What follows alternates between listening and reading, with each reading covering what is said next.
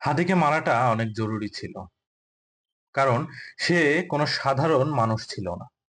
সে ছিল একটা আইডিয়া, কিছু মানুষের আইডল।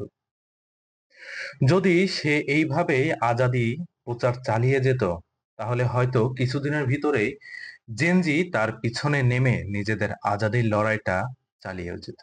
হয়তো গণভোটের এই রায় অনেক আগেই বাস্তবায়ন হয়ে যেত। একটা বিষয় খেয়াল করলাম, হাদিকে আসলে সবাই ভয় পেত। ভয় পেত তার এই বিপ্লবী কণ্ঠ, তার এই আইডিয়াগুলোকে। হাদি চলে গেছে, কিন্তু তবু আমাদের মাঝে রেখে গেছে তার খুব ঘনিষ্ঠ বিশ্বস্ত বন্ধুকে, যে হাদির জন্য আজও লড়ে যাচ্ছে। যেখানে নিরাপত্তার দোহাই দিয়ে হাদির মামলার বাদী হয়নি তার পরিবার, সেখানে হাদির মামলার বাদী সেই জাবের। অথচ আমরা সাধারণ মানুষ, যাদের আজাদি নিয়ে, যাদের ইনসাফ নিয়ে হাদি শেষ পর্যন্ত কথা বলে গেছে, আমরা ধীরে ধীরে তাকে ভুলে যাচ্ছি।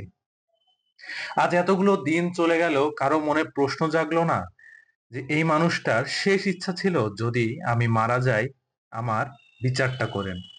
না, সে কোনো স্পেশাল মানুষ হিসেবে কিন্তু বিচার চায়নি। সে চেয়েছিল, যদি আমি মারা যাওয়ার পরে বিচার না হয়, তাহলে পরবর্তী হাদি আর কেউ হবে না, পরবর্তী বিপ্লবী আর কেউ জন্মাবে না। এই জন্য সে বিচার করার কথা বলেছিল। হয়তোবা এইসব কারণেই আজ সে আমাদের মাঝে নেই। কিন্তু তার স্পিরিট আমরা ধারণ করতে পারছি কি?